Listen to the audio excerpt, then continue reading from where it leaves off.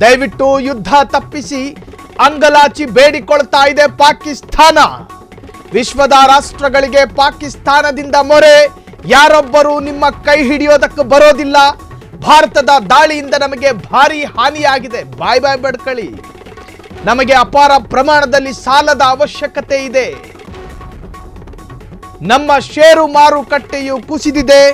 26 ಪ್ರವಾಸಿಗರ ಹಣೆ ಮೇಲೆ ಗುಂಡಿಡುವಾಗ ಇದನ್ನ ಯೋಚನೆ ಮಾಡಬೇಕಿತ್ತು. ಸಂಘರ್ಷದ ತೀವ್ರತೆಯಿಂದ ನಷ್ಟವಾಗಿದೆ. ಹೀಗಾಗಿ ದಯವಿಟ್ಟು ವಿಶ್ವದ ರಾಷ್ಟ್ರಗಳು ಸಂಘರ್ಷವನ್ನ ತಿಳಿಗೊಳಿಸಲಿ. ಪಾಕಿಸ್ತಾನದ ಆರ್ಥಿಕ ವ್ಯವಹಾರಗಳ ಸಚಿವಾಲಯದಿಂದ ಮನವಿ ಮಾಡಿಕೊಂಡಿದ್ದಾರಂತೆ. ದಯವಿಟ್ಟು ಯುದ್ಧ ತಪ್ಪಿಸಿ ಅಂಗಲಾಚಿದ ಪಾಕಿಗಳು.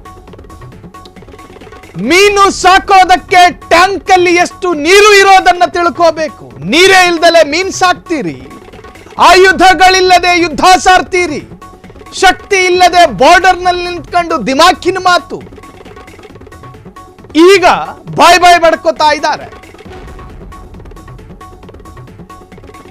ಭಾರತದ ಶಾಂತಿಯನ್ನ ಭಂಗ ಮಾಡಿದ, ಭಾರತದ ಪೀಸ್ ಅನ್ನ ಸ್ಫೋಟ ಮಾಡಿದ, ಭಾರತದ ವಿರುದ್ಧ ಸದಾ ಕತ್ತಿ ಮಸೀತಿದ್ದ, ಪಾಕಿಸ್ತಾನದಲ್ಲಿ ಉಗ್ರವಾದಕ್ಕೆ ಎಲ್ಲಾ ತರಹದ ಮೂಲ ಸೌಕರ್ಯಗಳನ್ನೂ ಕೂಡ ಕಲ್ಪಿಸಿದ್ದ,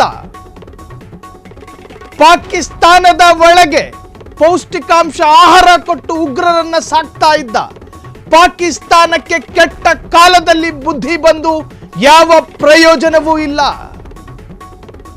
ಯಾವ ಪ್ರಯೋಜನವೂ ಇಲ್ಲ. ಈ ತರಹದ ಊಸರವಳ್ಳಿ ಸ್ಟೇಟ್ಮೆಂಟ್ಗಳನ್ನು ಎಷ್ಟು ಕಂಡಿದೆ ಭಾರತ, ಎಷ್ಟು ಕಂಡಿದೆ.